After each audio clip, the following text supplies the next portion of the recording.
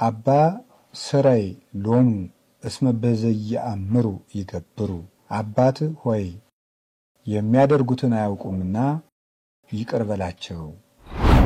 ዮም ትሄሉ ምስሌ ውስተ ገነት ዛሬ በገነት ከኔ ጋር ትኖራለህ።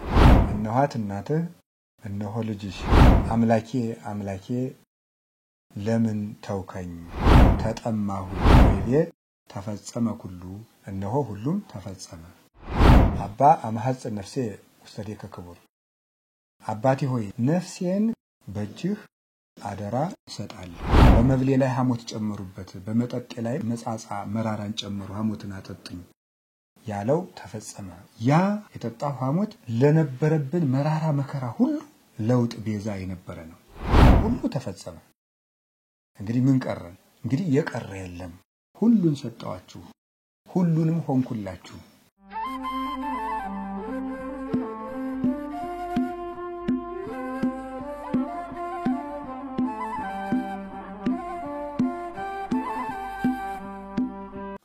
በስመ አብ ወወልድ ወመንፈስ ቅዱስ አሐዱ አምላክ።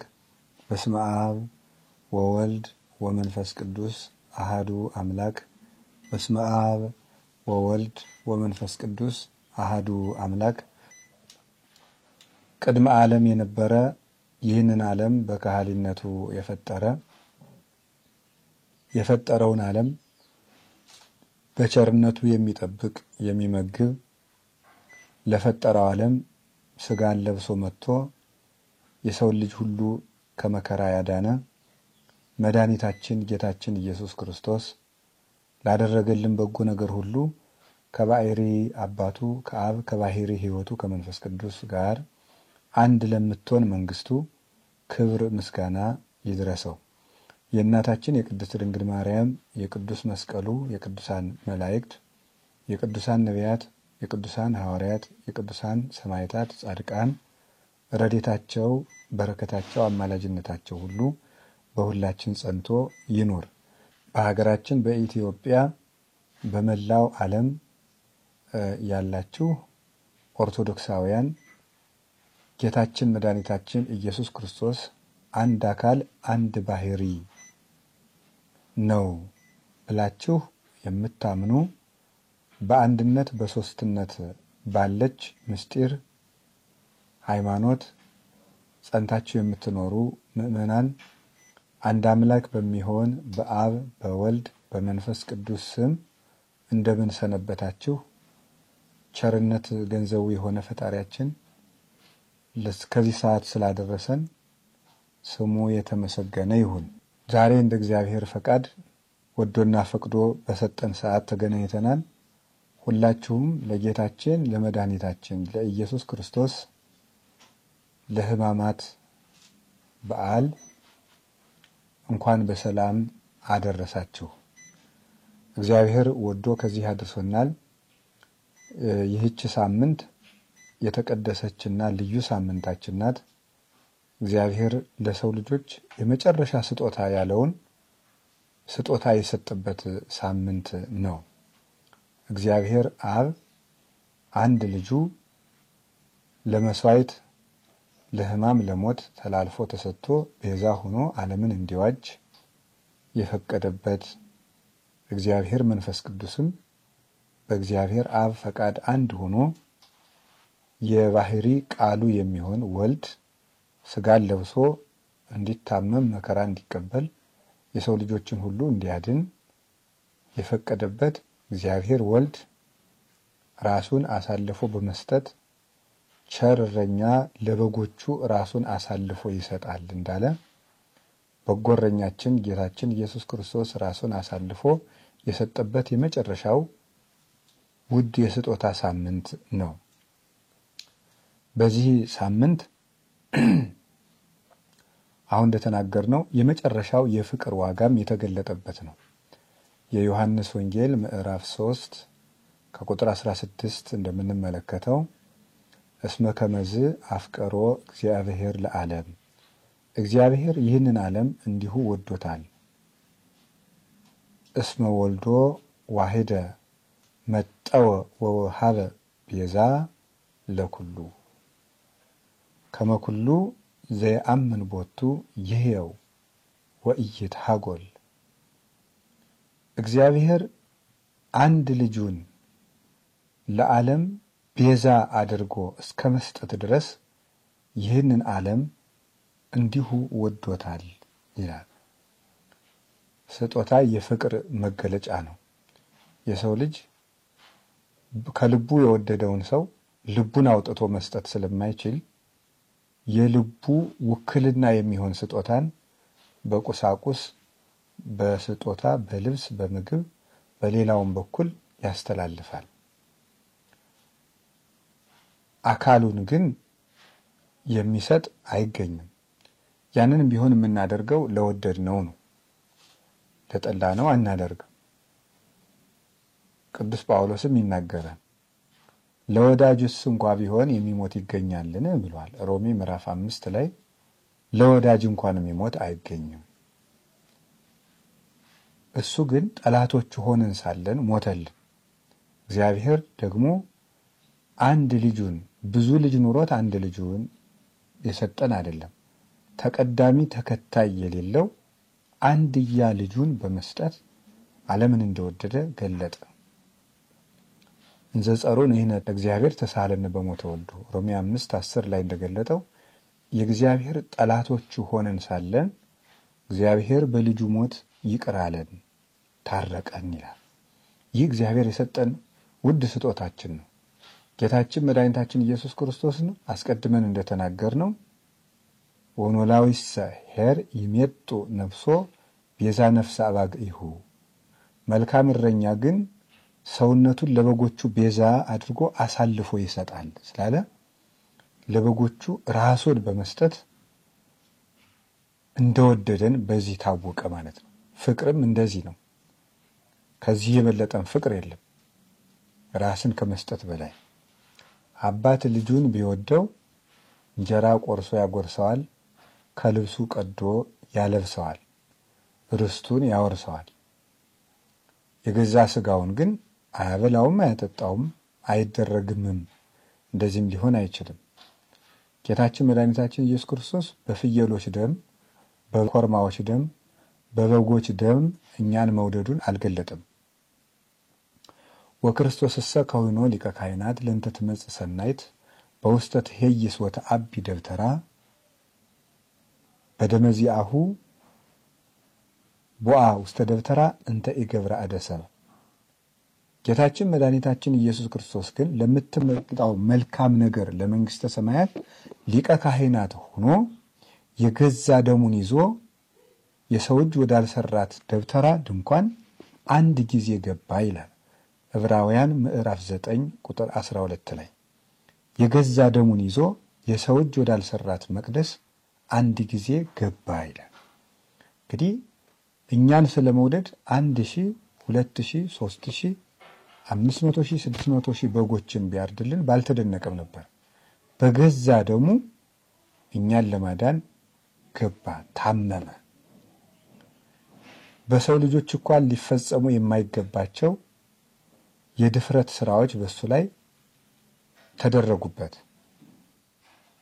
ቅዱስ ያዕቆብ ዘስሩግ ኦ ዘይትደፈር ይሁዳ ደፈረከ ይላል። የማትደፈር አንተን ይሁዳ ደፈረ ይላል።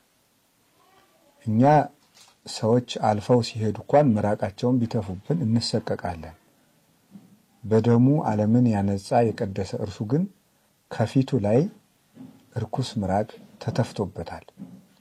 ዕውቀትን ለሚገልጥ ለሱ እንደማያውቅ ፊቱን ሸፍነው ኦ ክርስቶስ ተነበይ መኑ ጸፍአከ፣ ክርስቶስ ማነው በጥፊ የመታ ተናገር ያሉ በጥፊ መትተውታል።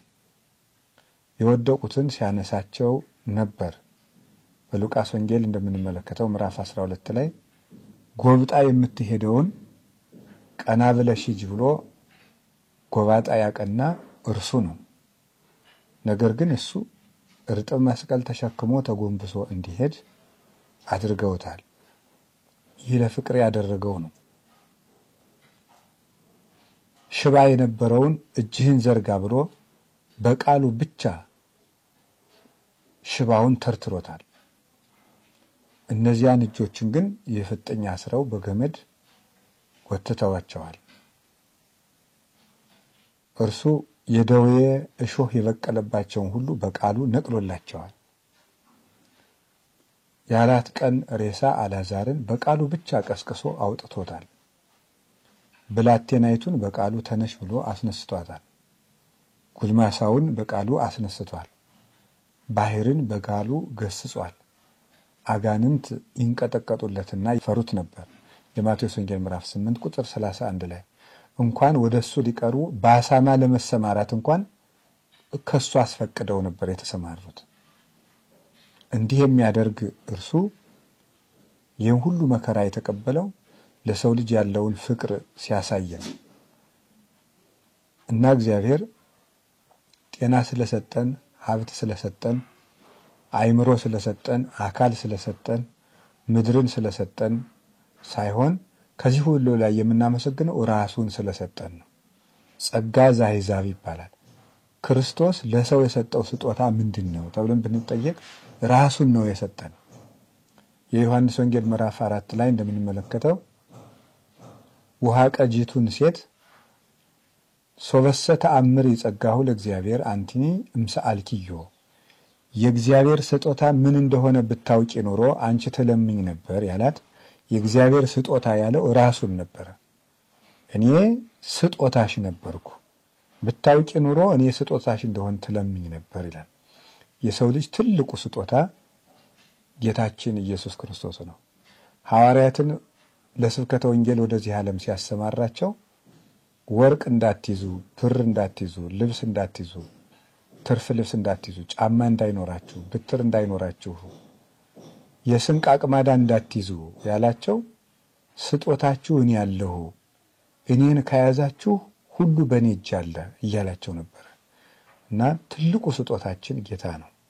ለራሳችን ዘውድ፣ ለእግራችን የሚሆን መሰረት፣ ለሰውነታችን ልብስ፣ ለዓይናችን ብርሃን፣ ለጆሮአችን በጎ ቃል፣ የአብ አካላዊ ቃሉ ሕይወታችን ኢየሱስ ክርስቶስ ነው። እርሱ ራሱን የሰጠበት ሳምንት ስለሆነ ቤተክርስቲያን ሕማማት ብላ የምታከብረው ለዚህ ነው። እግዚአብሔርን ስጦታ አድርገን የተቀበልንበት ሳምንት ስለሆነ በዚህ ሳምንት እኛ ልናደርገው የሚገባ ምንድነው ሲባል ራሱን ለሰጠን ጌታ ራስን መስጠት ነው። ከእግር ጥፍር እስከ ራስ ጠጉር ያሉ ሕዋሳትን ሁሉ ለእግዚአብሔር የምናስረክብበት ሳምንት ነው። በሕማማት ክርስቲያኖች ምን ያደርጋሉ ሲባል ራሳቸውን ለሰጣቸው ጌታ ራሳቸውን ይሰጣሉ። በዓይናቸው በጎ ነገር ብቻ ከመመልከት ውጭ ለስጋ የሚሆን ነገርን ባለማየት፣ በጆሮ ለስጋ የሚሆን ነገር ባለመስማት፣ እግር ወደ ስጋዊ ነገር ባለመሄድ፣ አንደበት ስጋዊ ነገር ባለመናገር፣ ለሰውነታችን የሚገባውን ስጋዊ ጌጥ ከመጠን በላይ መታጠብ፣ ሰውነትን መንከባከብ፣ በምቾት ስፍራ ላይ መኖር፣ ለሰውነት ምግብ አጣፍጦ ማቅረብ፣ ዋዛ ፈዛዛ፣ ጨዋታ፣ እንዲህ ያሉ ነገሮችን ሁሉ ትተን ራሱን ለሕማም ለሞት ለኛ ብሎ አሳልፎ ለሰጠ ጌታ ራሳችን መስጠትን የምናደርግበት የምናሳይበት የስጦታ ሳምንት ነው። የምንሰግድበት የምንጸልይበት ምዕመናን በቤተክርስቲያን ተገኝተው ቀኑን ሙሉ ሲሰግዱ የሚውሉት በእኛ ስግደት ኃጢአታችን ይደመሰስልናል ብለን አይደለም፣ የኛ ስራ ያጸድቅናል ብለን አይደለም። የምናደርገው ራሳችን ለመስጠት ለኔ ብለህ ወደቅህ ሆይ እኔ ትቢያ ልሁንልህ፣ ለኔ ብለህ ተደፋህ ሆይ እኔ ልደፋልህ፣ ለኔ ብለህ ተገረፍክ ሆይ እኔ ልገረፍልህ ብለን ራሳችን ለጌታ ፍቅር የምናሳይበት ሳምንት። ሁልጊዜም እናሳያለን፣ ግን ዕለቱን ለማሳመን ነው እንጂ ክርስቲያን ኑሮው ሁሉ በክርስቶስ ፍቅር የታሰረ ነው እንጂ ዓመቱን ሙሉ ክርስቶስን ትተን በሳምንቱ የክርስቶስ የምንሆን አይደለንም።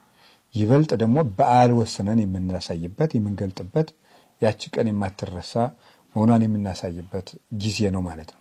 በዚህ ሳምንት ባልና ሚስት አብረው አይተኙም፣ የጣፈጠ ምግብ አይበላም፣ ቢቻል የጨው ቂጣ ባይቻልም ሰው ሁሉ እንዳቅሙ ጥሩ ውሃ ብቻ በመጠጣት ወይን የሚያሰክር መጠጥ ጣፋጭ መጠጥ ባለመጠጣት ምቹ ቦታ ላይ ባለመተኛት ስጋዊ ጨዋታዎችን ቀልዶችን ሁሉ በማስወገድ ዘፈን ጨዋታ ድልቂያ ተድላ ደስታ በህማማት የተደሰተ ሰው በትንሣኤ ሊያለቅስ ይገባዋል ይላሉ 318ቱ ሊቃውንት በፍትሐ ነገሥት ሲናገሩ። ድግስ የለም በዚህ ሳምንት። ይህን ሁሉ አስበን ከጌታ ጋር የምንታመምበት ሳምንት ነው። ከክርስቶስ ጋር የታመመ ሰው ከክርስቶስ ጋር ይነሳልና። እነዚህ ህማማትም ለኛ ክብሮቻችን ናቸው። ቅዱስ ዮሐንስ አፈወርቅ እንደተናገረ ይትባረክ እግዚአብሔር ዘሰመየ ህማማተ ወልዱ ክብረ ወስብሃተ። የልጁን ህመም ለኛ ክብር ያደረገ እግዚአብሔር ይመስገን ይላል። የልጁን ህማም መከራ ለኛ ክብር ያደረገ እግዚአብሔር ይመስገን። እነዚህ ህማማት ለኛ ፈውስና መድኃኒት ናቸው። ወተወክፈ ህማማተ እንተምሉ መድኃኒተ። ቴዎዶሲዮስ የሚባል ሊቅ ሲናገር በሃይማኖተ አበው ድህነትን የተመላ ህማምን ተቀበለ ይላል። ድህነትን የተመላ ህማምን ተቀበለ። በተቀበላቸው ህማማት ውስጥ ድህነት አለ፣ የሰው ልጅ መዳን አለ። ሲታሰር ከታሰርንበት ቁራኝነት እርግማን ፈቶናል፣ ቤዛ ሆኖናል። ሲከሰስ 5500 ዘመን የነበረብንን የዕዳ ደብዳቤና ክስ ደምስሶልናል። ወደምሰሰ መጻፈ ዕዳነ የዕዳ መጽሐፋችንን ደመሰሰ ብሎ ቅዱስ ጳውሎስ በቆላሲስ መልእክቱ እንደተናገረ ደብዳቤያችንን አጥፍቷል። የአይሁድን ግርማ ወይም የሚያስፈራ የሚደነፋ ፊት በመስማቱ በማየቱ ያጋንንትን ፊት ላየንበት አይናችን ቤዛ ሆኖልናል። የአይሁድን ይሰቀል ይሰቀል የሚል ድምፅ ስለሰማው ጆሮ ያጋንንትን ማስፈራራት የሰማንበትን ያንን ድምፅ ቤዛ ሆኖልናል። እሱ ስለተገረፈ በህማም 5500 ዘመን በሞት የተገረፍነው ግርፋታችንን አርቋል። ስለመራቆቱ ከጸጋ ተገፈን የነበርነውን ወደ ጸጋ መልሶ የተጠመቃችሁ ሁሉ ክርስቶስን ለብሳችሁታል እንዳለ ቅዱስ ጳውሎስ በጥምቀት እሱን ለመልበስ አብቅቶናል። በመራቡ ምክንያት ቅዱስ ሥጋውን ክቡር ደሙን አጥግቦናል። ተጠምቶ ሐሞት እንደጠጣ ለኛ መራራ ሞትን አርቆልናል። ስለተቸነከረ ተቸንክረንበት የነበረውን የሞትን ችንካር የሞትን መውጃ ሰብሮልናል። ሞት ሆይ መውጃ ወዴት አለ ያለው ቅዱስ ጳውሎስ ለዚህ ነው። የሾህ አክሊል በመድፋቱ አዳም ሆይ መሬት ካንተ የተነሳ የተረገመች ትሁን፣ እሾህና አሜከላ ይብቀልብህ ተብሎ ተረግሞ ነበረ። መሬት የተባለ ሰውነታችን ነው። እሾህ የተባለ በእኛ ላይ የሰለጠነብን ኃጢአት ነው። በራሱ ላይ የሾህ አክሊል በመድፋቱ ጌታ መድኃኔዓለም ኢየሱስ ክርስቶስ በእኛ ላይ የነበረውን እሾህ ነቃቅሎ ያጠፋ ዘንድ የኃጢአትን ስልጣንም ድል ይነሳ ዘንድ የሾህ አክሊል ደፍቶልናል። በመሰቀሉ ሞትን ሰቅሎታል፣ ቸንክሮታል፣ ድል ነስቶታል፣ ጥልን አጥፍቷል። በምድርና በሰማያት በአባቱና በእኛ በራሱ በእኛ በመንፈስ ቅዱስና በእኛ በሰውና በመላእክት የነበረውን በሕዝብና በአሕዛብ የነበረውን የጥል ግድግዳ አፍርሶ እርቅን ሰጥቷል። ውእቱ ሰላምነ ወነሰተ አረፍተ ማእከል። እሱ በመካከላችን የነበረውን የጥል ግድግዳ አፍርሷል፣ ሰላማችን ነውና ይላል ቅዱስ ጳውሎስ ኤፌሶን ምዕራፍ 2 ቁጥር 14 ላይ ሲናገር። ስለዚህ ሰላም የሰጠን መድኃኔዓለም የሱን ህማም የምናስብበት ጊዜ ነው። ስለዚህ በዚህ ሳምንት ቤተክርስቲያን በመሄድ ግብረ ህማማትን በማዳመጥ ስግደት በመስገድ ስጋዊ ፍቶቶቻችንን በማረም ከጌታ ጋር የምንሰነበትበት ሳምንት ነው። ዛሬ እንደ እግዚአብሔር ፈቃድ የጌታችን የመድኃኒታችን የኢየሱስ ክርስቶስን በመስቀል ላይ የተናገረቸውን 7ቱን ቃላት እንመለከታለን። በዚህ ከሰኞ ጀምሮ እስከ ዓርብ ድረስ በዕለተ ዓርብ የተናገራቸውን 7ቱን ቃላት እያሰብን እንሰነበታለን። 7ቱ የጌታ ቃላት በመስቀል ላይ የተናገራቸው ምን ናቸው? ዛሬ የምንመለከተው ይሆናል። እግዚአብሔር ከሁላችን ጋር ይሁን። የመጀመሪያው ቃል በሉቃስ ወንጌል ምዕራፍ 23 ላይ የምናገኘው ኃይለ ቃል ነው። ይኸውም አባ ስራይ ሎሙ እስመ በዘየአምሩ ይገብሩ፣ አባት ሆይ የሚያደርጉትን አያውቁምና ይቅር በላቸው የሚል ነው።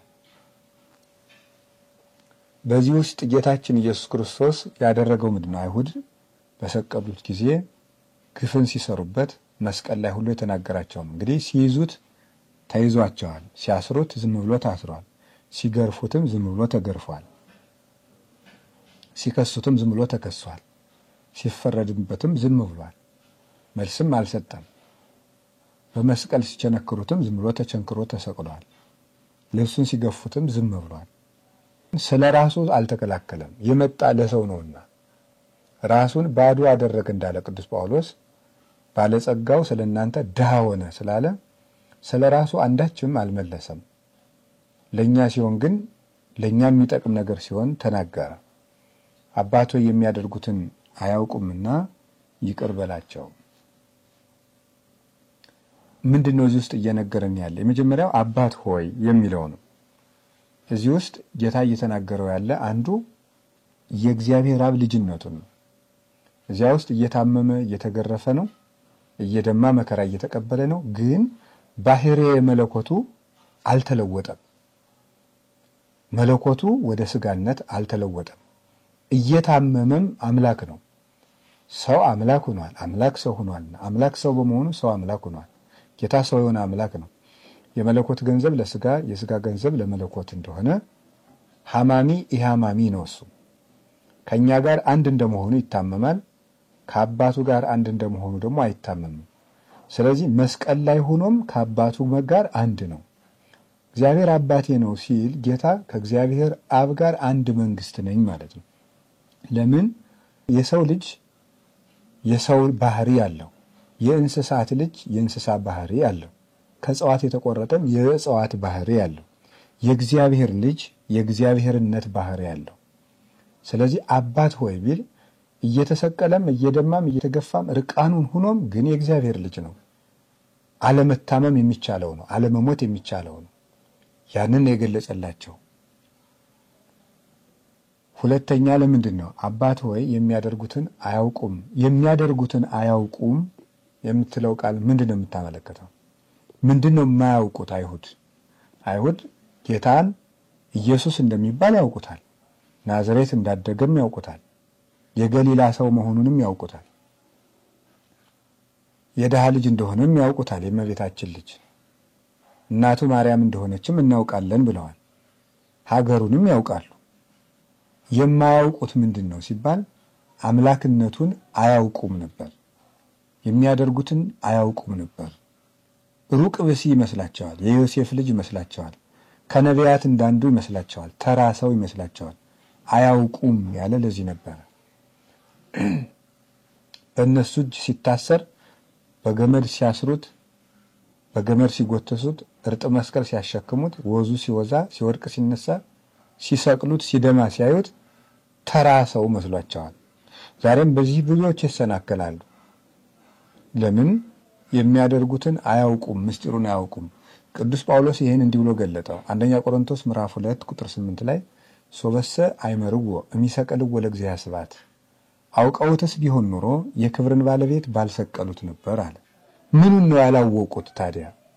ያውቁት የለም? አብሯቸው አድጎ በሰፈራቸው ሲመላለስ ያላወቁት የአብ ልጅ መሆኑን፣ እግዚአብሔር መሆኑን፣ ስጋ የለበሰ አምላክ መሆኑን አላወቁትም ነበር። እስከዛሬ ድረስ እንዴት አምላክ ይታመማል፣ አምላክ ይሰቀላል፣ ኢየሱስ አምላኬ አምላኬ ብሏል፣ መስቀል ላይ ጮኋል የሚሉ ሰዎች ሁሉ ከአይሁድ ነው ቁጥራቸው።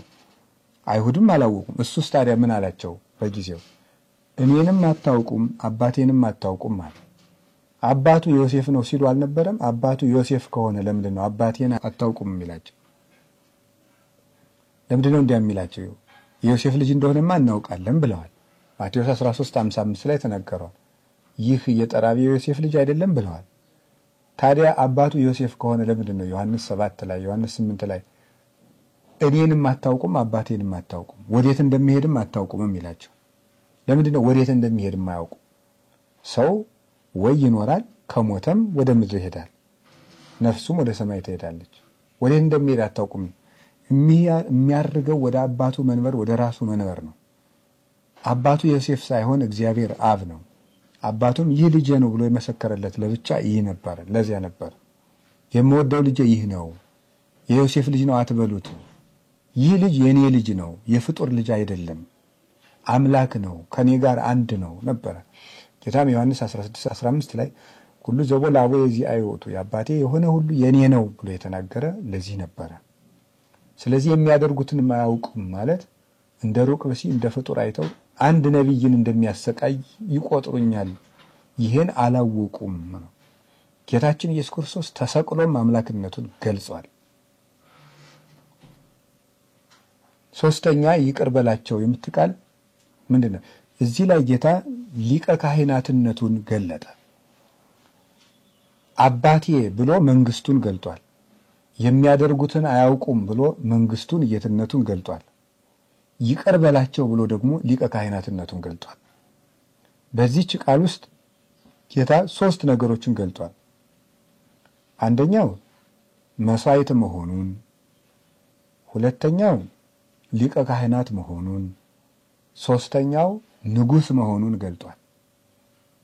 መስዋዕት መሆኑን እሱ እየተሰቀለ ይቅር በል ሲል በሱ መስዋዕትነት ዓለም ይቅርታን እንዳገኘ ሲነግረን ነው። የመስዋዕቱ በግ የተባለው ተፈጸመ።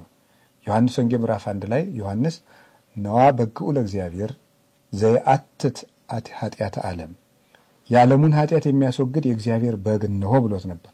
አሁን ያ መስዋዕት ክርስቶስ መሆኑን ሲገልጥ ደሙ እየደማ ደሙ እየፈሰሰ ስጋው እየተቆረሰ ይቅር በላቸው አለ። በኔ ደም በኔ መስዋዕትነት በኔ ስጋ መቆረስ በኔ ደም መፍሰስ ይቅርታን ስጣቸው አለ።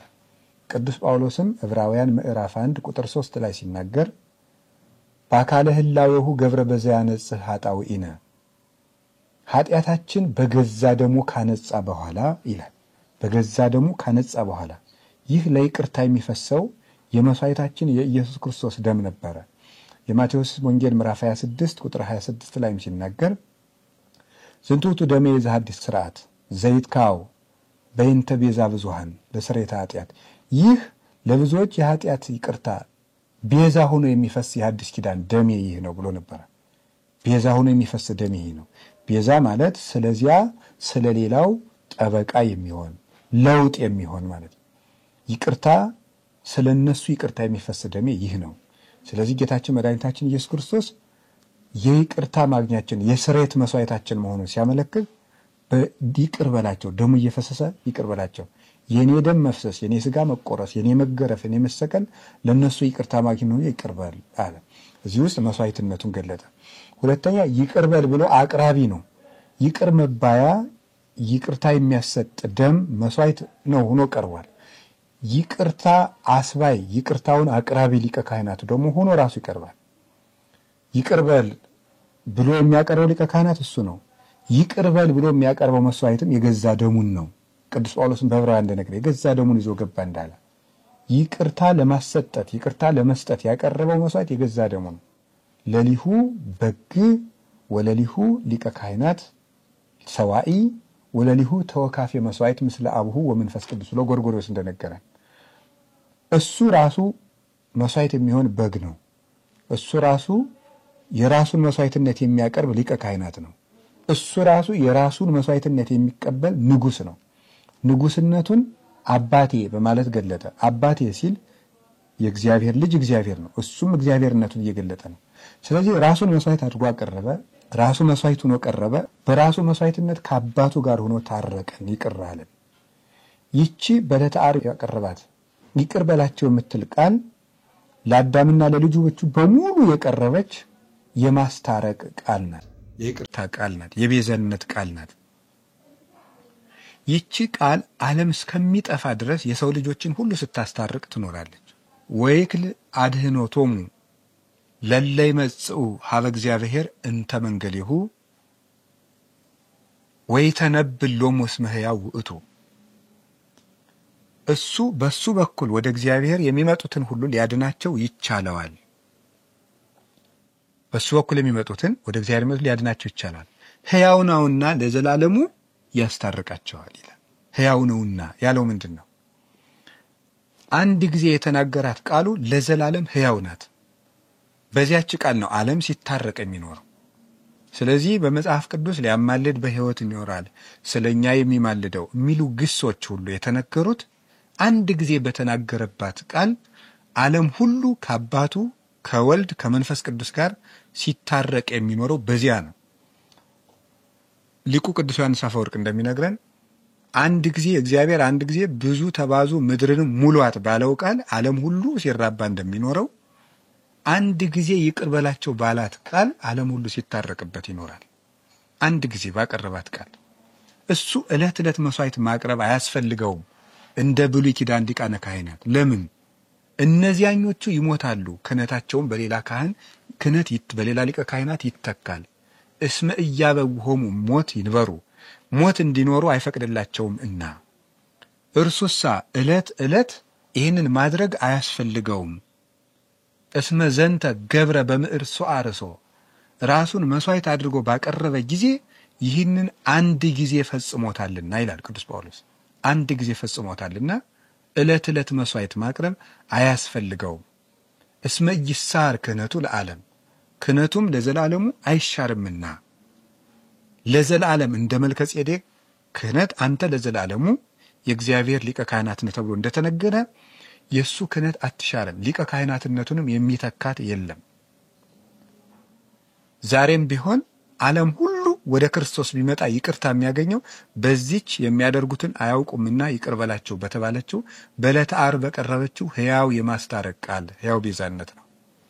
ዛሬም ቢሆን እኛ ኦርቶዶክሳውያን ማንኛውም ቄስ፣ ካህን፣ ጳጳስ፣ ሊቀ ጳጳስ ኑዛዜ ሲሰጥ በክርስቶስ ሊቀ ካህናትነት ነው እንጂ በራሱ ክህነት አይደለም የሚያደርገው። የክርስቶስን ሊቀ ካህናትነት መሰረት አድርጎ ነው ካህን መፍታት የሚችለው። ያለ ክርስቶስ ሊቀ ካህናትነት ካህን ማሰር መፍታት አይችልም።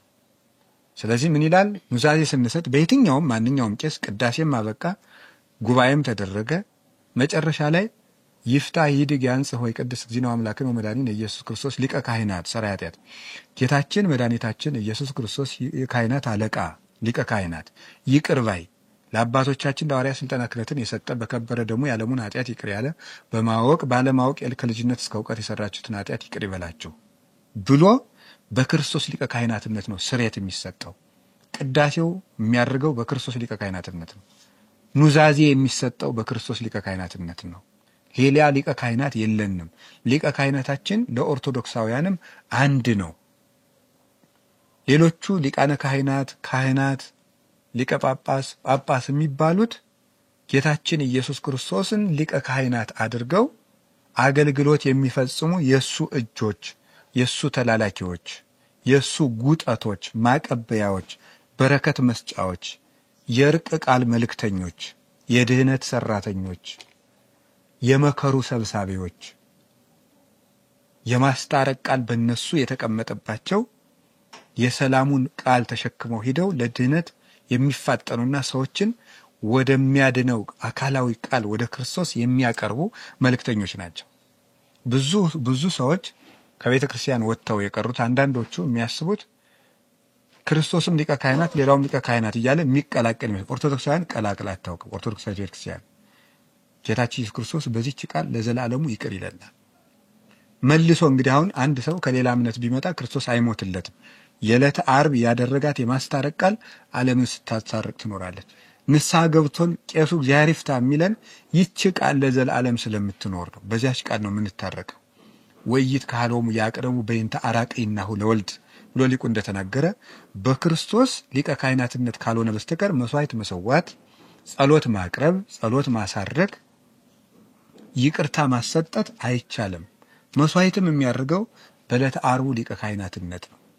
የቅዱሳን ምልጃ ምንድነው ሲባል ከክርስቶስ ሊቀ ካህናትነት ጋር የተጣሉትን ወደ ጌታ ለማቅረብ ነው። ከዚያ በኋላ ይቅርታውን የሚሰጠው በገዛ ደሙ በራሱ ደም ነው የሚያድናቸው። ማዳን የክርስቶስ ነው። ወደ ድህነት ማቅረብ ማማለድ ደግሞ የቅዱሳን ነው። የክርስቶስ ቤዛነትና የቅዱሳን ምልጃዎች የተለያዩ ነገሮች ናቸው። ቅዱሳን የሚያማልዱት ከክርስቶስ ጋር ለማገናኘት ነው። ይቅርታን የሚሰጠን ግን ያንን የቅዱሳንን ጸሎት ተቀብሎ በዕለተ ዓርብ ደሙ በዕለተ ዓርብ ሊቀ ካህናትነቱ ይቅርታን ሰጥቶ በደሙ አንጽቶ ቀድሶ ሕዋሳቱ ያደርገናል ማለት ነው። ስለዚህ የሚያደርጉትን አያውቁምና ይቅር በላቸው የምትለው ለሁላችን እስከ ዓለም ፍጻሜ ለምንሳሳተው ሁሉ ስንመለስ ንስሐ ስንገባ ይቅርታ እንድናገኝ መሰረት የምትሆን ቃል ናት ማለት ነው። ንስሐ ስንገባ በካህናት ስንፈታ ይፍታ ይድግ ስንባል ቀኖና ተሰጥቶን ስንጨርስ ይቅርታን የምትሰጠን እስከ ዓለም ፍጻሜ ይህች ቃል ናት። ይህ ቃል ሕያው ነው። ጌታችን ኢየሱስ ክርስቶስ በግም ሊቀ ካህናትም መስዋዕትም ንጉስም ሆኖ የዋለበት ቃል ይህች ቃል ናት ማለት ነው። ሁለተኛው ጌታ የተናገረው ከሰባቱ ቃላት አንዱ ዮም ትሄሉ ምስሌ ውስተ ገነት፣ ዛሬ በገነት ከኔ ጋር ትኖራለህ የምትለው ናት። የሉቃስ ወንጌል ምዕራፍ 23 ቁጥር 43 ላይ የምናገኘው ይሄ በቀኙ ለተሰቀለው ወንበዴ የተነገረ የተስፋ ቃል ነው። እዚህ ውስጥ የሚያስደንቁ ምስጢራትን እናያለን። ዛሬ በገነት ከኔ ጋር ትኖራለህ። የምናስተውላቸው ምስጢራት ምንድን ነው? የመጀመሪያው የዚህን ሰው ንስሐ እናስተውላለን። ፈያታዊ ዘይማን በቀኝ የተሰቀለው ወንበዴ አቤቱ በመንግስትህ በመጣህ ጊዜ አስበኝ ብሎት ነበር። ይህ ሰው የሚያስደንቅ ሰው ነው። በሱ ሁለት ነገሮችን እናስተውላለን። የመጀመሪያው ጌታ ራቁቱን ተሰቅሎ ሌሎቹ መሰወልደ እግዚአብሔር አንተ ረድ መስቀለከ ንራይ ወንመንብከ፣ የእግዚአብሔር ልጅ ከሆንክ ከመስቀል ላይ ውረድና አይተን እንመንብህ ሲሉት እርቃኑን ተሰቅሎ ፊቱ በደም ተሸፍኖ እያየው ግን በሰማያዊ መንግስቱ ያምነው ነበር። ፀሐይ ስትጨልም፣ ጨረቃ ደም ስትለብስ፣ ከዋክብት ሲረግፉ፣ አይቫን ሲፈተቱ እነዚህም ሁሉ ታምራት አየና የእግዚአብሔር ልጅ እንደሆነ በትክክል አመነ። ጌታን በሰማያዊቱ መንግስቱ አወቀ። ጌታ ምን ብሎ ነበረ? የማቴዎስ ወንጌል ምዕራፍ 11 ላይ ብፁዕ ዘኢይትዐቀፍ ብየ፣ በእኔ የማይሰናከል ሰው ንዑድ ክቡር ነው ብሎ ነበር። ማለት በስጋ ስደክም አይቶ ፍጡር ነው ያላለኝ፣ ይሄ ለራሱ ያልሆነ እየደከመ እየደማ እያያችሁት እንዴት አምላክ ትሉኛላችሁ የማይለኝ፣ ከዚህ አልፎ መንግስቴን ያወቀ ሰው ንዑድ ክቡር ነው። እንደምታመም ፀሐይን ሳጨልማት፣ ጨረቃን ደም ሳለብሳት፣ ከዋክብትን ሳረግፍ፣ መቃብራትን ስከፍታቸው፣ አለቱን ስሰነጥቀው የሚያይ አይን ንዑድ ክቡር ነው ብሎ ነግሮን ነበር። ይህ ሰው እንዲህ ያለ እምነት ያለው ነው። ሁለተኛ የዚህ የፈያታዊ ዘይማን ታላቅነቱ በመከራ ውስጥ ሆኖ ጊዜያዊ ነገርን አለመለመኑ ነው። ጤና ስጠኝ፣ ይህ መስቀል ውስጥ ያለው ህመሜ እንዳይሰማኝ አርገኝ፣ ወይም ደግሞ አስነሳኝ እንዳልሞት አርገኝ ማለት ይችል ነበር።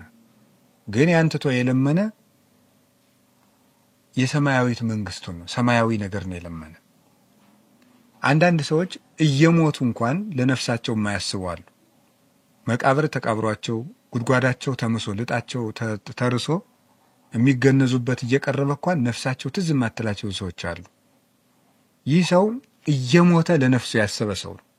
መከራ ውስጥ ሆኖ ትሩፋት የሰራ፣ በችንካር ተቸንክሮ ተሰቅዞ ተይዞ ከህማሙ አልፎ ከመከራው አልፎ ከማማረር አልፎ ለወዲያኛይቱ ዓለም ህይወቱ ያሰበ ሰው ምስጉን ሰው ነው። የሚያስደንቅ ተጋዳይ ነው። ሶስተኛ በዚህ ውስጥ ምን እናያለን? አይሁድ የእግዚአብሔርን መንግስት ትተው የቄሳርን መንግስት ወደው ነበር ይላል ቅዱስ ኤፍሬም። ጌታን አሳልፈው ሲሸጡት ጲላጦስ ለንጉሥክሙን ውስቅሎ ንጉሳችሁን ልስቀለውን ሲላቸው አልብነ ንጉሥ ዘእንበለ ቄሳር ከቄሳር በቀር እኛ ንጉሥ የለን ብለው ነበር። ከቄሳር በቀር እኛ ንጉሥ የለንም ብለዋል። ስለዚህ ያመኑበት ቄሳር የሮም ቄሳር ያው ራሱ ያው ቄሳር ባይሆን እንኳን በምድራዊ መንግስት አምነዋል። የሮም መንግስት በ70 ዓመተ ምህረት ቤተ መቅደሳቸውንም ሀገራቸውንም እነሱንም አጠፋቸው።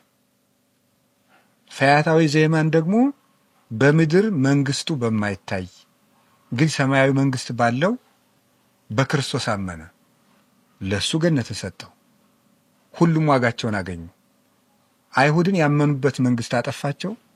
ፈያታዊ ዘየማንን ደግሞ ያመነበት መንግስት ሕይወትን አወረሰው። ክርስቶስ ቢያምኑበት የማያሳፍር ንጉስ ነው። በሰማይ መንግስት ሊያኖርበት የሚችል ስልጣን ያለው ባለጸጋ ነው። ሞቶ ሕይወትን የሚሰጥ ነው። ሌላው እዚህ ውስጥ የምናስተውለው አንድ የሚያስደንቅ ነገር አለ። በኦሪት ዘፍጥረት ምዕራፍ 3 ላይ ስንመለከት አዳም በተሳሳተ ጊዜ እግዚአብሔር አዳምን ካስወጣ በኋላ አዳም ተመልሶ እንዳይገባ የገነትን ዛፍ የሚገለባበት ሰይፍ የያዙ ሱራፌልን አስቀምጦበት ነበር። ወአዘዞሙ ለኪሩቤል ወለሱራፌል ዘውስተ እደዊሆሙ ሰይፈ እሳት እንተ ትስመያይጥ ከመ ይቀውፍና ወዕፀ ሕይወት ከመ ኢይበ አዳም ተሃቢሎ ውስተ ገነት። እግዚአብሔር አዳም እጁን ዘርግቶ ዕፀ ሕይወትን እንዳይበላ ወደ ገነት እንዳይገባ በእጃቸው የምትገለባበት ሰይፍ የያዙ ሱራፌልን ገነትን ይጠብቁ ዘንድ አዘዛቸው ይላል። አሁን የገነት አዛዧ እግዚአብሔር ነው። ገነትን የዘጋት እግዚአብሔር ነው። ጠባቂ መልአክ የሾመላት እግዚአብሔር ነው። ክርስቶስ መስቀል ላይ ሆኖ ግን ዛሬ ከኔ ጋር በገነት ትኖራለህ እንዴት ሊለው ቻለ? ያችን ገነት እግዚአብሔር እንደሰጋት በመጽሐፍ ቅዱስ ተጽፏል። ከእግዚአብሔር በቀርም እግዚአብሔር የዘጋውን መክፈት የሚችል የለም። ስለዚህ ጌታ ምን እያለ ነበረ? ቀድሞም አዳምን አስወጥቼ ገነትን የዘጋዋት እኔ ነኝ። አሁንም ገነትን በደሜ መክፈት የሚቻለኝ የአዳም ጌታ እኔ ነኝ እያለ ነበረ። ያ ኦሪት ዘፍጥረት ላይ አዳምን መሬት ትሆናለህ ብሎ የፈረደበት ገነትን የዘጋበት እኔ ነኝ። ለዚህ ነበረ እግዚአብሔር ሰው ሆኖ አዳነን የምንልበት ምክንያት። ለምን? እግዚአብሔር የፈረደበትን ሰው ማንሳት ስለማይችል። ስለዚህ ሰው ሆኖ አዳምን ማዳን የነበረበት እግዚአብሔር ነው። እግዚአብሔር የፈረደውን ማንሳት የሚችል እግዚአብሔር ስለሆነ፣ ስለዚህ ክርስቶስ የገነት ባለቤት መሆኑን አሳየን። በሰባት ክንድ መስቀል ሰቅለው የሚያሰቃዩት ክርስቶስ ነገር ግን የገነት ባለቤት ነው። ገነትን ማውረስ የሚችል ነው። በዚሁም ውስጥ የንስሐን ዋጋ ሰጠን። ቀድሞ አባቶቻችን በንስሐቸው ገነት አልወረሱም ነበር። አሁን ግን በንስሐ ገነት የመውረስን በር የከፈተልን ዛሬ ነው። አርሃወ ለነ ሆሃተ ንስሐ የንስሐ በሮችን ከፈተልን ብሎ ቅዱስ ጎርጎርዮስ እንደነገረን ዛሬ የንስሐ በሮችን ከፈተ። ስለዚህ ዛሬ ከኔ ጋር በገነት ትኖራለህ። በዚሁ ላይ ደግሞ ምን ማለት ነው? ስለ ክርስቶስ የተሰቃዩ ሁሉ ወይም ከክርስቶስ ጋር የተሰቃዩ ሁሉ ከክርስቶስ ጋር በገነት መኖር ይችላሉ። ከክርስቶስ ጋር የታመመ ከክርስቶስ ጋር ያርፋል ማለት ነው። ከክርስቶስ ጋር የታመመ ማለት ነው። ፈያታዊ ዘየማን በወንብድናው ቢሰቀልም ግን መከራውን ስለ ክርስቶስ አደረገው። በመንግስት አስብ እያለ ወደ ክርስቶስ ሕማማት ራሱን አስጠጋ። ክርስቶስን መምሰልን ወደደ። ይሄ ሰው ለክርስቶስ ብለው መከራ የሚቀበሉ ክርስቲያኖችን ሁሉ የሚወክል ነው። ለክርስቶስ ብለው መከራ የሚቀበሉ ክርስቲያኖች ከክርስቶስ ጋር ረፍት ያገኛሉ። ስለዚህ ከክርስቶስ መከራ መቀበል፣ በክርስቲያን ስም መከራ መቀበል መዋረድ፣ ክብር ማጣት አይደለም። ከክርስቶስ ጋር መታመም ነው። ረፍት ያለው ሕመም ይባላል። ክርስቲያኖች የሚታመሙት ሕመም ረፍትን የተመላ ሕማም ይባላል። ለምንድነው ክርስቲያኖች የምንሰቃየው? ጌታ ስለምንድነው አጋንንትና ሌሎች ሲገፉን ዝም የሚለው ሲባል የክርስቲያን ስቃይ ውስጥ ረፍት ስላለ ነው ማለት ነው። ሶስተኛው ጌታ የተናገረው ቃል የዮሐንስ ወንጌል ምዕራፍ 19 ቁጥር 25 እስከ 27 ባለው ውስጥ ያለው ይልቁንም በግልጽ ቁጥር 26 ላይ የተናገረው እነኋት እናትህ እነሆ ልጅሽ የሚለው ቃል ነው በሶስተኛ ደረጃ የሚቀመጠው። በዚህ ላይ አሁንም የምንመለከታቸው ድንቅ መለኮታዊ ምስጢራት አሉ። እመቤታችን ቅድስት ድንግል ማርያም ከመስቀሉ ስር ተገኝታ የተቸነከሩ እጆቹንና እግሮቹን እያየች ታለቅስ ነበር። ይህን በምታለቅስበት ጊዜ እናቱን ለማጽናናት እነሆ ልጅሽ ብሎ ዮሐንስን ሰጥቷታል። ብዙ ሊቃውንት በዚህ ርዕሰ ጉዳይ ላይ ብዙ ምስጢራትን አስተምረውበታል፣ ተርጉመውታል። አንደኛው እናት አባትን ማገልገል እስከ ሞት እንኳን ቢሆን መሆን እንዳለበት ሲያስረዳ ነው። ቅዱስ ዮሐንስ አፈወርቅ እንደሚናገረው ይህንን አንቀጽ ሲተረጉም ክርስቶስ እየሞተ እንኳን እናቱን ያገለግላት ነበር። አንተ በቁምህ በጤንነት እያለህ ጤና እያለህ አካልህ ደህና ሆኖ እናት አባትህን ባታገለግል ምን አይነት ፍርድ ይጠብቃል? ለጌታስ የምትመልሰው መልስ ምንድን ነው? ለእናት የሚደረገው ፍቅር በሞት እንኳን ቢሆን የሚደረግ ነው። ብዙ ጊዜ ሰዎች እናቱን አቃሏታል የሚሉ ሰዎች አሉ። ለእናቱ ቁም ነገር ግድ የማይላቸው ግን ክርስቶስ ስለ እናቱ ግድ ይለዋል። እየሞተ እንኳን የእናቱ ነገር ያሳስበው ነበር። የእመቤታችን የቅድስት ድንግል ማርያም ነገር በጌታ በሞቱ እንኳን ጊዜ ያልተዘነጋ ነው፣ የሚታሰብ ነው። አንዱ ይሄ ነው። ሁለተኛው ጌታ በዕለተ ዓርብ እነሆ ልጅሽ እነኋት እናትህ ባለ ጊዜ የገለጸልን ምንድን ነው? አንድ ደገኛ ምስጢር ገልጿል ይላል ቅዱስ ጎርጎርዮስ ዘንዚናዙ። ቅዱስ ጎርጎርዮስ ዘንዚናዙ ምን ይላል? የዮሐንስ ወንጌል ምዕራፍ 2 ላይ ጌታ ምን ብሎ ነበር? አንቺ ሴት ካንቺ ጋር ምን አለኝ? ጊዜ ገና አልደረሰም ብሏት ነበረ። የወይን ጠጁን አበርክት ብላ በጠየቀችው ጊዜ ይህ ምንድን ነው? አንቺ ሴት ካንቺ ጋር ምን አለኝ ያላት ወይን የላቸውም ስትለው ወይን የማበረክትበት ስልጣን እንደ አምላክነቴ ነው እንጂ እንደ ሰውነቴ አይደለም። ሰርግ መጠራት እንደ ሰውነቱ ነው። ውሃውን ወይን ማድረግ እንደ አምላክነቱ ነው። ሰውነቱ አምላክነቱ ብለን አንከፍለው። እንደ አምላክነቱ እንደ ሰውነቱ ሰርግ ተጠርቶ በጠባብ ደረት በአጭር ቁመት በእግሩ ተራምዶ ገስግሶ ሄዶ በበር ገብቶ ተቀምጧል፣ በአዳራሽ ተገኝቷል። ይህ የሰውነቱ ስራ ነው። ውሃውን ጠጅ ማድረግ ወይን ማድረግ የአምላክነቱ ስራ ነው።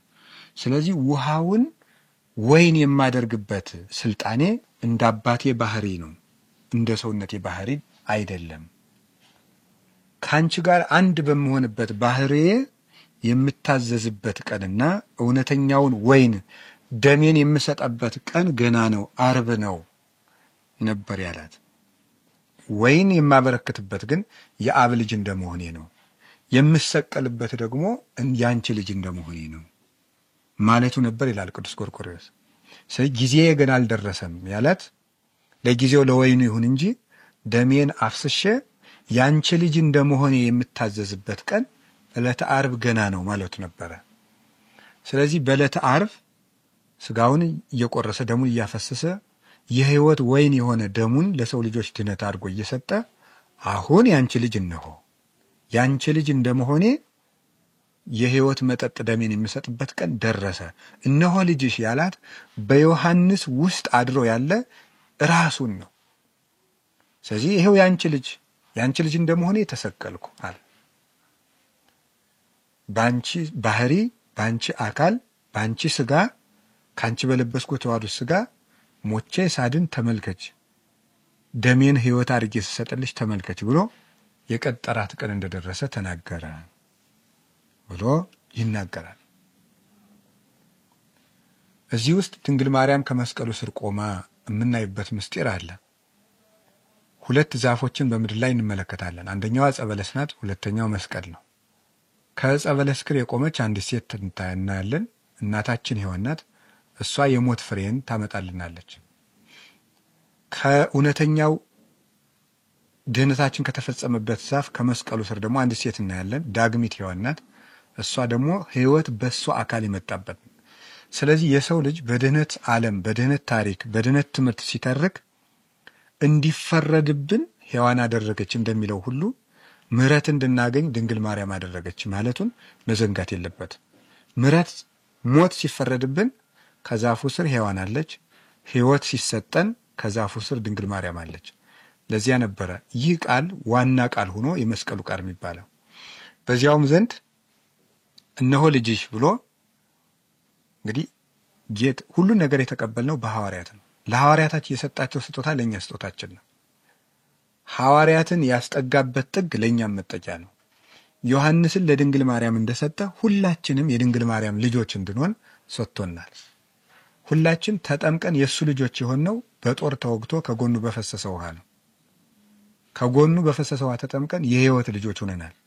ስለዚህ የሕያዋን እናት ድንግል ማርያም እዚህ ትመጣለች ማለት ነው። ስለዚህ እሞሙ ለኩሎሙ ሕያዋን የሚላት ቅዱስ ኤፍሬም ለዚህ ነው። የሕያዋን ሁሉ እናት የሚላት ከዚህ የተነሳ ነው። ሕያዋን የሆንበት ማየገቦ ሲፈስ ከዚያ ስር ድንግል ማርያም ስለነበረች ዮሐንስን እነሆ እናትህ ሲል የሐዋርያት አባት አባታችን ነው፣ የሐዋርያት እናትም እናታችን ናት። እኛን ለድንግል ማርያም ልጅ አድርጎ ሰጠ። እነሆ እናታችሁ ብሎ ደግሞ ድንግል ማርያምን ለእኛ እናት አድርጎ ሰጠ። እኛን ልጅ አድርጎ ሰጥቶናል። ይህንን ያስረዳበት ቃል እናቱንም ያገለገለበት ቃል ነው። ለመዳናችን ምስክር ሆና የቆመች ነው። ስንድን ምስክር የነበረች እሷ ናት እና ድንግል ማርያም ድህነትን የምትሸፍን ሳትሆን የድህነታችን ምስክር ናት። የዳን ዕለት የመዳናችን የነጻነት ደብዳቤ አድርጎ እናቱን ለምስክርነት ሰጥቶናልና እና ለዚህ ነው ምእመናንም በቤተ ክርስቲያን ሲጸልዩ ጸሎት ስንጀምር ሰይጣን ሆይ በዚች በቤተ ክርስቲያን ፊት ቆሜ እክድሃለሁ፣ ለዚህ አንተን ለመካድ ምስክሬ ማርያም ናት የምንለው ዲያብሎስ በተቀጠቀጠበት ሕይወት በተሰጠበት ቀን ከመስቀሉ ስር ምስክር ሆና የምናያት እመቤታችን ቅድስት ድንግል ማርያም ስለሆነች ነው ማለት ነው። አራተኛው ጌታ የተናገረው ቃል አምላኬ አምላኬ ለምን ተውከኝ የሚለው ኃይለ ቃል ነው። አምላኬ አምላኬ ለምን ተውከኝ የማቴዎስ ወንጌል ምዕራፍ 27 ቁጥር 46 ላይ የምናገኘው ኃይለ ቃል ነው። ይህ አምላኬ አምላኬ ለምን ተውከኝ የሚለውን ለምንድን ነው የተናገረው? ብዙ ሰዎች ይህንን ቃል በጥሬው አንስተው ወስደው ለራሳቸው እንደሚገባ ኢየሱስ ክርስቶስ ምስጋና ይግባውና ፍጡር ነው፣ ይሄው አምላኬ አምላኬ እያለ ፈጣሪን እየጠራ ነው ለማለት ይጠቀሙበታል። ግን መጽሐፍን ለመጥቀስ የመጽሐፉን ባለቤት መሆን መጽሐፉን መማር ያስፈልጋል። ሕግ የሚተረጉም ሰው ሕግ የተማረ ነው። መጽሐፍ ቅዱስን የሚተረጉም ሰውም መጽሐፍ ቅዱስን የተማረ ነው። አምላኬ አምላኬ ለምን ተውከኝ ብሎ የተናገረ ምስጢሩ ወዲያ ነው።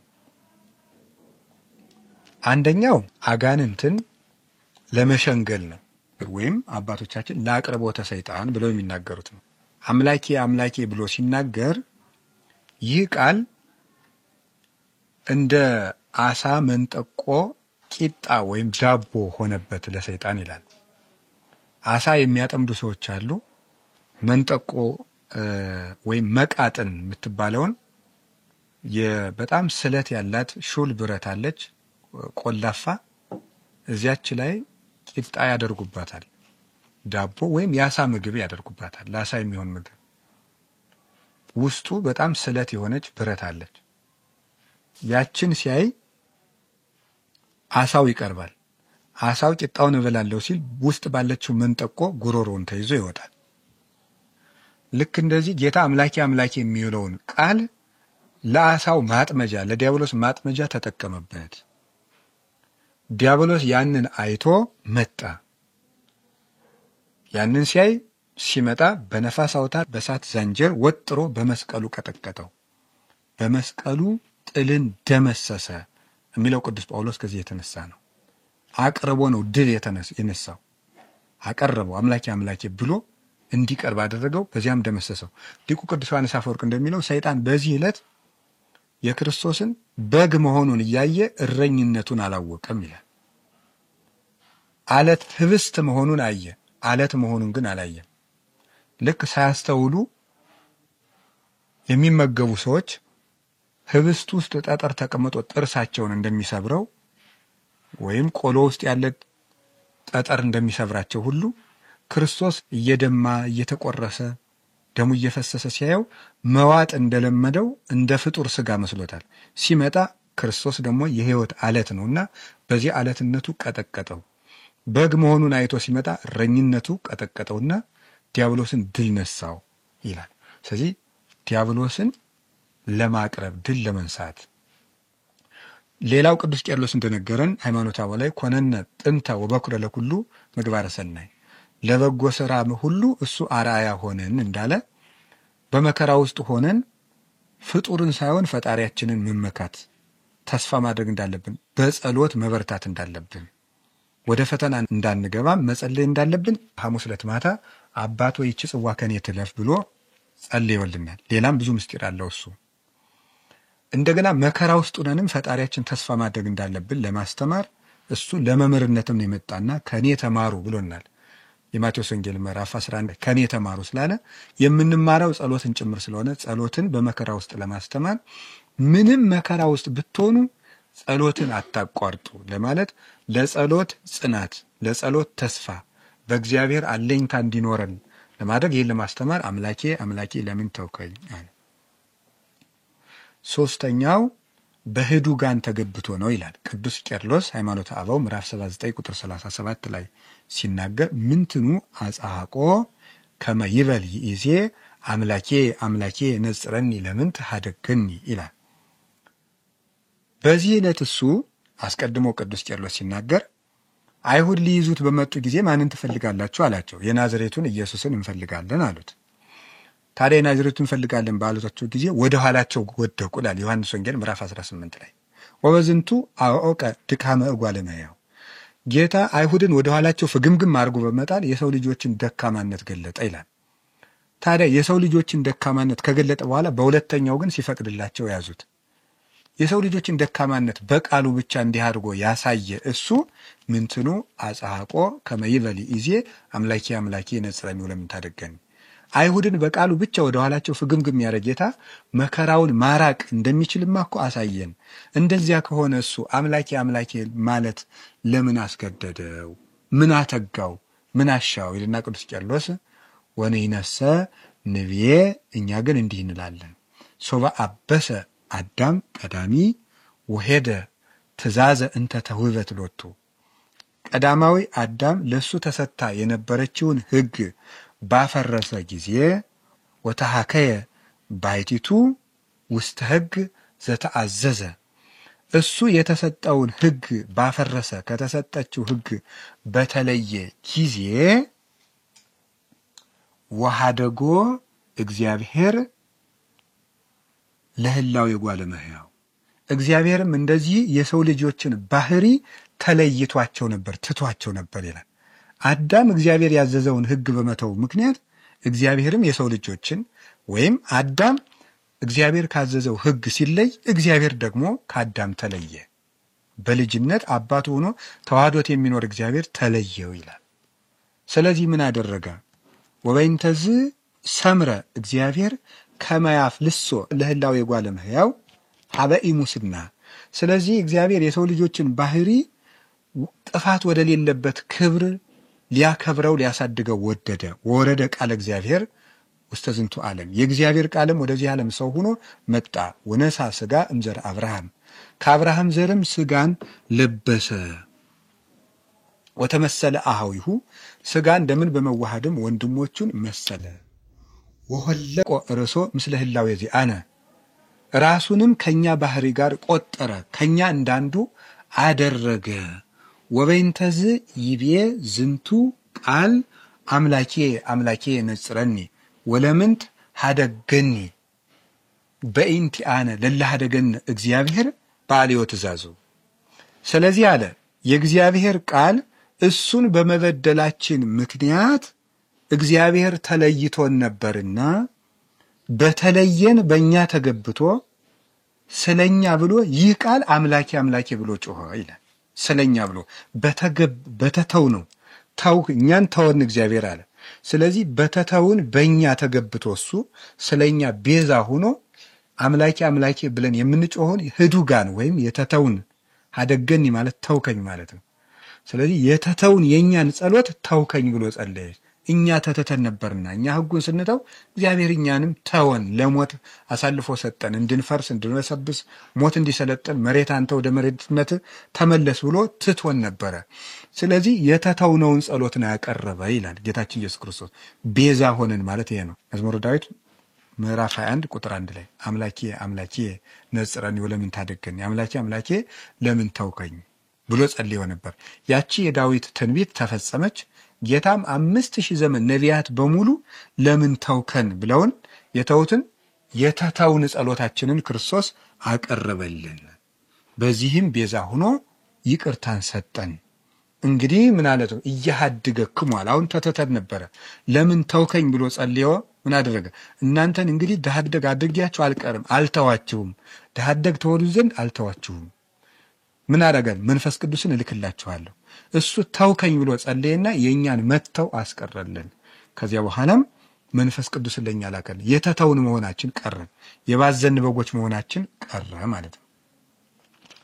ይህንን ነው ጌታችን ኢየሱስ ክርስቶስ የተናገረው። አራተኛው ቃል ይህ ነበረ።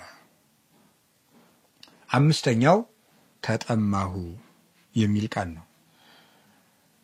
የዮሐንስ ወንጌል ምዕራፍ 19 ቁጥር 30 ላይ እናገኘዋለን። ከ28 እስከ 30 ሙሉ ታሪኩ አለ።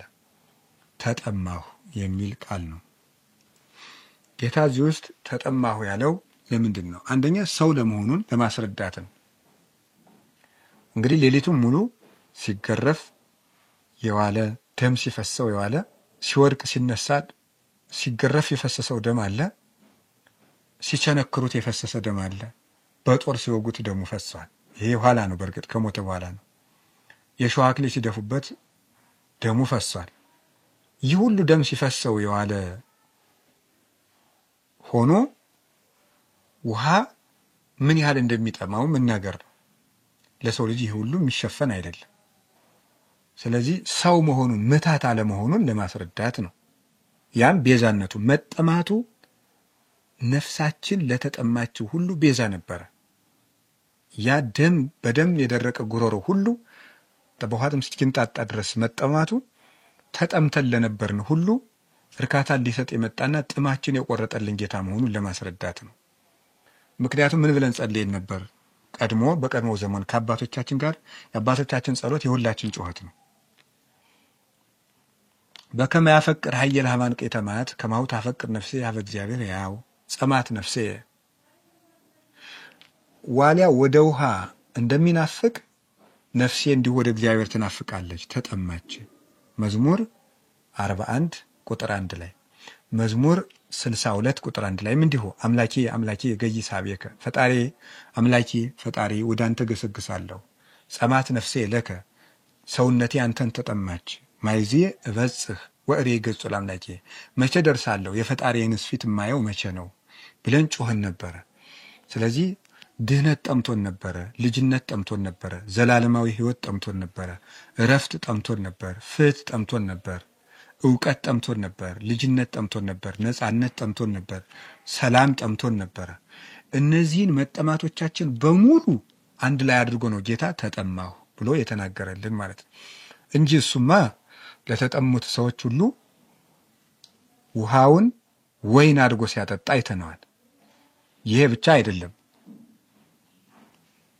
ጤና ለጠማቸው ሰዎች ፈውስ ሲሰጣቸው፣ ሕይወት ለጠማቸው ሰዎች ከመቃብር አስነስቶ ሕይወት ሲሰጣቸው፣ ሰላም ላጡት ሰላም ሲሰጣቸው፣ ደንቆሮዎችን መስማት የጠማቸውን እንዲሰሙ ያደርጋቸው፣ ማየት የጠማቸውን እንዲያዩ ሲያደርጋቸው፣ መሄድ የናፈቃቸውን እግራቸውን ተርትሮ እንዲሮጡ ሲያደርጋቸው፣ የታወኩትን ሰላም የጠማቸውን ሐዋርያት ባሕር ገስጾ ሰላም ሲሰጣቸው አይተነዋል። ይህ ለሱ ቀላሉ ነው። ከእንቅልፉ ተነስቶ የገሰጸውን ባሕር አምጥቶ መጠጣት የሚሳነው ሆኖ ውሃ ጠማኝ የሚል አይደለም። ድሃ አይደለም፣ እሱ ባለጸጋ ነው። ግን ተጠማሁ ያለበት ምክንያት የእኛን መጠማት ነው። እሱ ተጠማና እኛን ግን ምን አለን? ዮሐንስ ወንጌል ምዕራፍ 7 ላይ የተጠማ ቢኖር ወደ እኔ ይምጣ፣ ዘጸማ ይምጻ ኀቤ፣ ወደ እኔ ይምጣ ወይስተይ እንዲሁም ይጠጣ። በከመ ይቤ መጽሐፍ አፍለገ ማኅይወት ይውሕዝን ከርሶ፣ መጽሐፍ እንደተናገረ የሕይወት ውሃ ከሆዱ ይፈልቃል ብሎ ለተጠሙት ሁሉ የሕይወት ውሃ ኢየሱስ ክርስቶስ ነው። ውሃ የምትቀዳውም ሴትም ወዘሰ ይሰቲ እማይ ዘእህዎ አነ እይጸም ዳግመ እኔ ከምሰጠው ውሃ የሚጠጣ ሰው ተመልሶ አይጠማም ብሏል። ስለዚህ መልሶ የማያስጠማው የሕይወት ውሃ ክርስቶስ ውሃ አጥቶ ውሃ ተጠማ አይባልም። ውሃ ማምጣት አቅቶት አይደለም። ግን እነዚህ ሁሉ ቤዛዎች ነበሩ።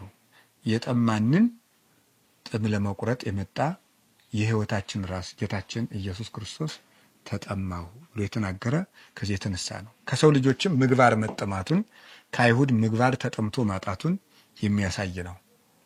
እንግዲህ ሁላችንም መጠማታችንን ሊቆርጥልን መጥቷልና የጌታችን ኢየሱስ ክርስቶስ ቅዱስ ሥጋውን ክቡር ደሙ በመቀበል የተራበችው ነፍሳችን በሥጋው የተጠማች ነፍሳችን በደሙ ልናረካ ይገባናል ማለት ነው።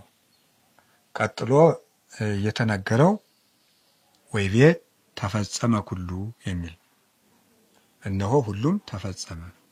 እዚህ ዮሐንስ ወንጌል ምዕራፍ 19 ቁጥር 30 ላይ እናገኘዋለን። ሁሉም ተፈጸመ የሚል ነው። ጌታ ምንድነው እዚህ ውስጥ ሁሉም ተፈጸመ ያለው?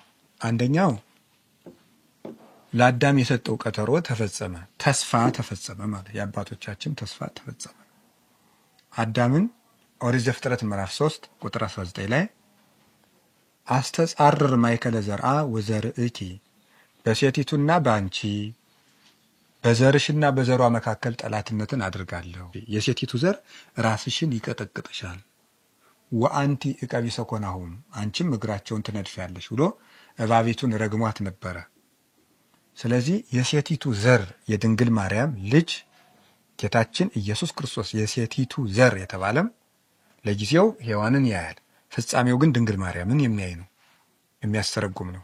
የሴቲቱ ዘር አለ ከወንድ ስላልወለደችው በድንግልና የወለደችው የሴቲቱ ብቻ ልጅ የድንግል ማርያም ልጅ የአብ የባሕሪ ልጁ በተዋሕዶ ኢየሱስ ክርስቶስ የእባቡን ራስ ይቀጠቅጣል።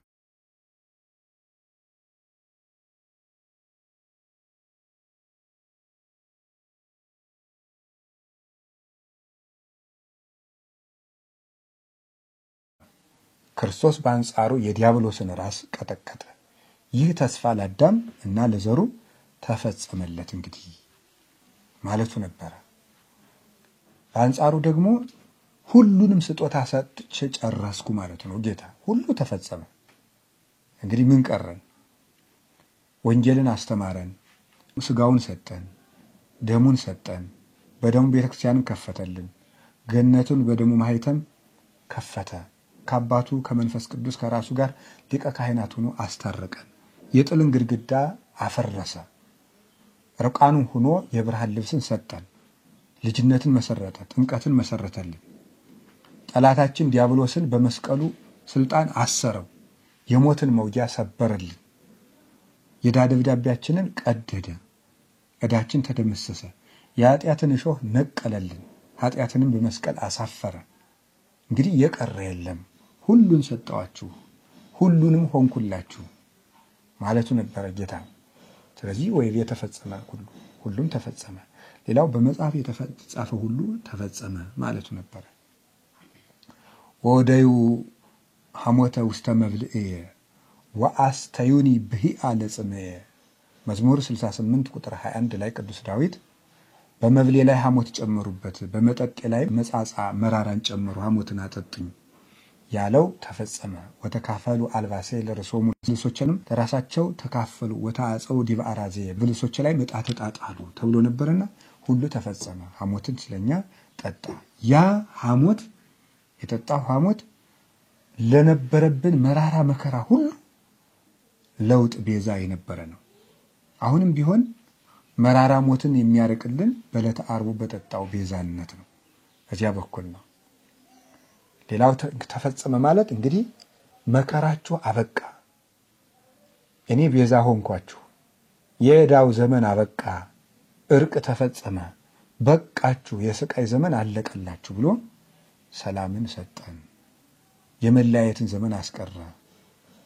ርቀን ለነበርነውም ቀርበን ለነበርነውም እሱ ሰላምን አደለን። ተፈጸመ ሁሉ። በስተመጨረሻው ሉቃስ ወንጌል ምዕራፍ 23 ቁጥር 46 ላይ የምናገኘው አባ አማሐጽን ነፍሴ ውስቴከ ክቡር አባቴ ሆይ ነፍሴን በእጅህ አደራ እሰጣለሁ ማለቱ ነው። ይህ ስልጣን ይህ ምንድነው የሚያመለክተው? የዮሐንስ ወንጌል ምዕራፍ 10 ቁጥር 17 ላይ ነፍሴን ከስጋዬ ራሴ አሳልፌ እሰጣለሁ ብውሊተ አንብራሂ ወሲማ ነፍሴን ራሴ አሳልፌ ልሰጣት እችላለሁ መልሽም ላስነሳት ስልጣን አለኝ። አልቦ ዘይሃይደንያ እምዴ ከጄ ሊነጥቀኝ የሚችል የለም ነፍሴን ብሏል። ስለዚህ ነፍሱን ከስጋው የመለየት ስልጣን ያለው እግዚአብሔር ነው ማለት ነው። እሱ እንደ ሰውነቱ ይሞታል፣ እንደ አምላክነቱ የገዛ ነፍሱን ራሱ መለየት የሚችለው ሰው የሆነ አምላክ በተዋሂዶ ያለ ነው። ሰውነቱ በአምላክነት አምላክነቱ በሰውነት ያልተለወጠበት አምላክ ነው ማለት ነው። ማንም ፍጡር የገዛ ነፍሱን በእጁ አሳልፎ መስጠት አይችልም። እሱ ግን ራሱ ይሰጣል። እዚህ ደግሞ አባቴ ነፍሴን በእጅህ አሳልፌ እሰጣለሁ ምን ማለት ነው? ክርስቶስ ነፍሱን ከስጋው የሚለይባት ስልጣኑ የአባቱም የሱም የመንፈስ ቅዱስም አንድ ነው። አንድ ስልጣን መሆኑ ነው። ዮሐንስ ላይ ራሴ እሰጣለሁ አለ። እዚያ ደግሞ አባቴ በእጅህ አደራ ተቀበለኝ ይላል፣ እሰጣለሁ ይላል። የሶስቱም ስልጣን አንድ ስለሆነ ነው። ሁለተኛው ግን አንድ ደገኛ ምስጢር አለው። አባቴ ሆይ ነፍሴን በእጅህ አደራ እሰጣለሁ ማለቱ ሁላችንም ከዚህ የምንማራት ሁለት ምስጢርን ለማስተላለፍ ነው። አንደኛው ነፍሳችን የተያዘችው በእግዚአብሔር እጅ ነው። ሰዎች ስለወደዱ የሚገሉን ስለወደዱ የሚያኖሩን ሳይሆኑ እግዚአብሔር ስለፈቀደ የምንሞት ነው። ነፍስም ከስጋም መለየት የሚቻለው የማዳንና የመግደል ስልጣን በእግዚአብሔር ነው። እንዳንፈራ ነው። ሰዎች የመግደል ምክንያት የሚሆን ነገር ቢያመጡ እንድንሞትም ከፈቀደ የሚገለን እግዚአብሔር ነው። እንድንኖርም ከፈቀደ የሚያኖረን እግዚአብሔር ነው። ነፍሳችን በእግዚአብሔር እጅ እንጂ በሰው እጅ የተያዘች አይደለችም። ማንም በነፍሳችን ላይ ስልጣን የለውም። ማቁሰሉን አይሁድ ችለዋል። ያንም እግዚአብሔር ሲፈቅድ ነው። ነፍሱን ግን በነፍሱ ላይ ስልጣን የላቸውም። በስጋውም በእርግጥ በሱ ሲፈቅድ ነው። እኛም ቢሆን ስጋችን መከራ የሚያመጡብን ሰዎች አሉ። ነፍሳችን ግን ሊገሉ አይችሉም። ነፍሳችን ስለማይገሏት አንፈራም። ለዚህ ነበር ነፍሳችሁን ስለማይገሏቸው አትፍሩ ያለ። ሁለተኛውና የመጨረሻው ምስጢር ሞት በእግዚአብሔር እቅፍ የምንገባበት እንጂ የመጨረሻ የማለቂያ ህይወታችን ወይም የመከራ ህይወታችን አለመሆኑን ሲያሳየን ነው። ቀድሞ ሞት የሚፈራ ነው። ስለዚህ ቅዱስ ዳዊትም ወመጽአኒ ድንጋጼ ሞት ፍርሃት ወረአድ አሐዘኒ መኑ እሙሃበኒ ክንፈ ከመርግ እስርር ወአይርፍ የሞት ድንጋጼ መጣብኝ፣ ሞት አስደነገጠኝ፣ ፍርሃትና ድንጋጤ መጣብኝ፣ በርሬ የማመልጥበት እንደ ርግብ ክንፍ ማን መሰጠኝ ብሎ ሞትን ሲፈሩት ነበረ። አሁን ከዚህ በኋላ ግን ስንሞት ወደ ክርስቶስ ስለምንሄድ በእግዚአብሔር እቅፍ ለመኖር ስለምንሞት እንግዲህ ስትሞቱ በእግዚአብሔር እቅፍ ለመኖር ነው የምትሞቱ ብሎ የሰማዕትነትን ክብር የክርስቲያኖችን የሞታችን ክብር ሲያሳየን ነው። አባቴ ሆይ በእጅህ አደራ እሰጣለሁ ያለው ስትሞቱ ወደ እግዚአብሔር እቅፍ ነው የምንሄደው። እዚህ ውስጥ ምን እንማራለን? ስንሞት ወደ ክርስቶስ ነው የምንሄደው። የሞተ ዘመድ እንኳን ቢኖረን ሌት ተቀን ማልቀስ የለብንም። ለምን? ወደ ክርስቶስ እቅፍ ነው የሄደው። ቅዱስ ዮሐንስ አፈወርቅም ለዚህ ነው አንድ ንጉሥ ለምድራዊ ማዕድ ወደ ቤተ መንግስት የጠራው ሰው ብታዩ ንጉሱ ስለጠራው ታደንቃላችሁ ትደሰታላችሁ እንጂ ታለቅሳላችሁን? እንዲህ ከሆነ ታዲያ ሰማያዊ ሙሽራ ሰማያዊ ንጉሥ ክርስቶስ ለሰማያዊ ማዕድ ለጠራው ሰው ስለምንድን ነው የምታለቅሱት? በዚህ ሰው ልትደሰቱ ይገባችኋል እንጂ ይላል። ቅዱስ ጳውሎስም ልሄድ ከክርስቶስ ጋር ልኖር እናፍቃለሁ ብሏል። መሞት ወደ ክርስቶስ መሄጃ መንገድ ነው። ቅዱስ ዮሐንስ አፈወርቅ ዕብራውያንን በተረጎመበት ድርሳኑ እንግዲህ ክርስቶስን እያየ ሞትን የሚፈራ የለም ብሏል። ሞት እኛም አንፈራውም፣ በሞቱ ወገኖቻችንም እንደ ጠፋ ዕቃ ተብከንክነን አናለቅስም። የሄዱት ወደ ክርስቶስ ስለሆነ ስለዚህ ዋስትና ነው የሰጠን። ስትሞቱ እንግዲህ በእግዚአብሔር እቅፍ ነው የምትያዙት። እስካሁን ስትሞቱ ባጋንንት እቅፍ ነበር የምትሆኑት፣ ሲኦል ነበር የምትገፉት። እንግዲህ ግን በአባቴ እቅፍ ነው የምትያዙ። ለዚህ ነው ዮሐንስ ወንጌል ምዕራፍ 10 ላይም በጎችን ከእጄ ሊወስድ የሚችል የለም በእኔ እጅ ናቸው ብሎ የተያዘ። አሁን ስንሞትም ስንድንም በክርስቶስ እቅፍ ነን፣ ስንሞትም በክርስቶስ እቅፍ ነን። ሞት እንግዲህ ወደ ጌታችን እቅፍ የምንሄድበት የምንናፍቀው ህይወት ነው። ይህንን ለማስተማር ጌታችን ኢየሱስ ክርስቶስ ነፍሴን በእጅህ አደራ እሰጣለሁ። ቅዱስ እስጢፋኖስም ይህንን ሲደግመው እናያለን። አባቴ ሆይ ነፍሴን በእጅህ አደራ እሰጣለሁ። ይኸው ከፍጡር ወገን ደግሞ በእግዚአብሔር እቅፍ ክርስቶስ እቅፍ እሰጣለሁ ብሎ ሲጀምራት በእስጢፋኖስ ቀጠለች፣ በሌሎችም ሰማዕታት በጻድቃን ትቀጥላለች ማለት ነው። ስንሞት በክርስቶስ እቅፍ የመያዝ ዋስትና አለን። የማናውቀውን ተስፋ አይደለም እንከተለው። ተስፋችን የታወቀ የተረዳ ነው። በመላእክት የተሰበከ የታያቸው፣ በመንፈስ የተገለጠ ለአሕዛብ የተሳበከ የታወቀ የተረጋገጠ ህይወት ነው ያለን። ቸርነቱን ታምነን ማለት ነው። በቸርነቱ እንዲያድነን ያቅማችን እየሰራን የተረጋገጠ ተስፋ አለ፣ የታመነ ተስፋ ነው ያለን። ተስፋችን የውሸት አይደለም። ክርስቲያኖች የመዳን ዋስትናችን የጌታችን ኢየሱስ ክርስቶስ ተስፋ ነው። ስለዚህ ለነፍሳችን ጥብቅና ለመንገዳችን መሪ ሆነን አሁን ከዚህ ካረፈ በኋላ ምን ይላል? ጎኑን በጦር ይወጋል፣ በጦር ተወግቶ ደም ይፈሳዋል። ቅዱስ ዮሐንስ አፈወርቅ ምን ይላል? የህይወት በር ጎኑን ተወጋ፣ ኑ በዚህ በጦር በተወጋ ጎን በኩል ወደ መንግስተ ሰማያት እንግባ፣ የህይወት በራችን እሱ ነውና ብሎ ይነገራል። ስለዚህ ጌታችን መድኃኒታችን ኢየሱስ ክርስቶስ በመስቀሉ የተናገራቸው ቃላት ሁሉ ለኛ ህይወትን የሚሰጡ ናቸውና ህይወትን ለሰጠን ጌታ በቃላቱ ደስ እየተሰኘን ሲደክመን ጉልበታችንን እያበረታን ተስፋችንን በሱ የህይወት ቃል እየቀጠል ከሱ ከእግረ መስቀሉ ስር ሆነን እሱን በተስፋ እንድንከተል የሱ ፈቃድ ይሁን። በተናገራቸው ቃላትም የህይወትን ቃል ያሰማን። ሕማማቱን አሳልፈን ብርሃነ ትንሣኤውን የምናይበትን አይን ይስጠን። በሰላም ያቆየን። እንበለ ደዌ ወሕማም እንበለ ጻማ ወድካም አመ ከመ ዮም ያብጽሐኒ ያብጽሕክሙ እግዚአብሔር በሰላም አቡነ ዘበሰማያት